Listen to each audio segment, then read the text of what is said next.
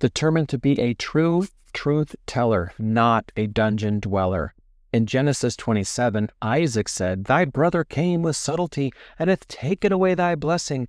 And Esau responded, "Is not he rightly named Jacob, which means trickster or deceiver? For he hath supplanted me these 2 times. He took away my birthright, and behold, now he hath taken away my blessing." This is the story of Jacob's deception. Jacob's lie to his father brought temporary gain, but it led to years of exile, family strife. Eventually, he was deceived by his employer, Laban, showing how deception creates a cycle of mistrust and pain that lasts for generations. Wow, the power of deception. Hear this story. Gehazi went in and stood before his master, and Elisha said unto him, "Whence comest thou, Gehazi?" And Gehazi said, "Thy servant went no whither." And Elisha said unto him, "Went not my heart with thee when the man turned again from his chariot to meet thee? The leprosy, therefore, of Naaman shall cleave unto thee and unto thy seed forever." So here the story of Gehazi was greedy. Elisha's servant he deceived for material, immediate gain. It resulted in immediate and permanent consequences, teaching that no lie goes unseen by God, who is very watchful, and the price of deception can extend way beyond ourselves. Who does my lie affect? But Peter said, "Ananias, why hath Satan filled thine heart to lie to the Holy Ghost and to keep back part of the price of the land?" And Ananias, hearing these words, fell down, gave up the ghost. The story of Ananias and Sapphira, they coordinated their deception with the devil about withholding part of the truth. Their lie was actually directly against the Holy Ghost of God himself. The consequences were more severe than a standard earthly punishment. So, there's only 3 groups we need to tell the truth to. Obviously, we need to tell the truth to God. We need to tell the truth to ourselves, and then we can tell the truth before others. The nature of lies versus the truth. Very interesting story in 1 Kings. "And he said to God, I will go forth and will be a lying spirit in the mouths of all his prophets. And he said, Thou shalt persuade him and prevail also. Go forth and do so."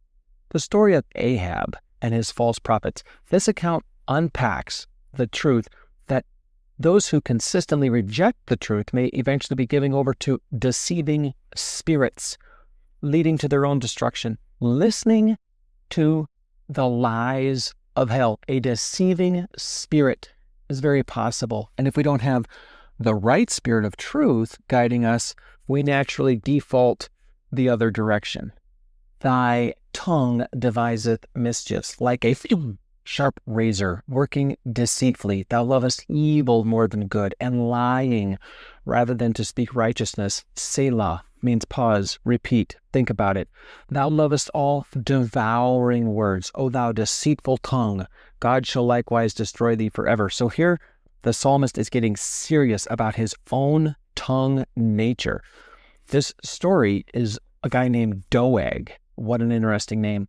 He betrayed David to Saul, and it reveals how a deceitful tongue can destroy lives and relationships.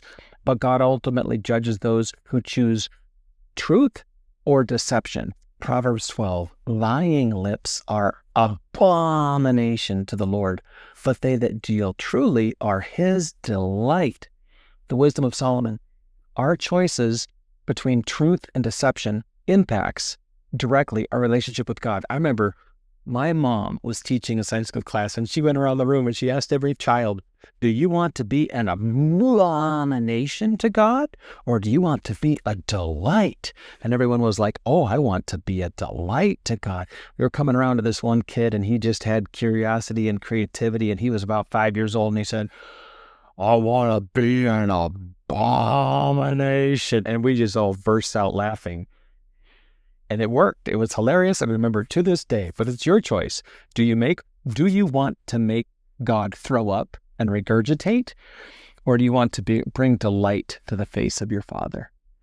Pilate, therefore, said unto Jesus, "Art thou a king then?" Jesus answering, "Thou sayest that I am a king. To this end was I born, and for this cause came I into the world, that I should bear witness unto the truth. Everyone that is of the truth heareth my voice. In the face of death, Jesus reminded Pilate, I am truth, showing that truth transcends even this life. And those who resonate with the truth and have the capacity to receive the truth and can hear the voice of truth, they recognize this comes from God. Truth, God.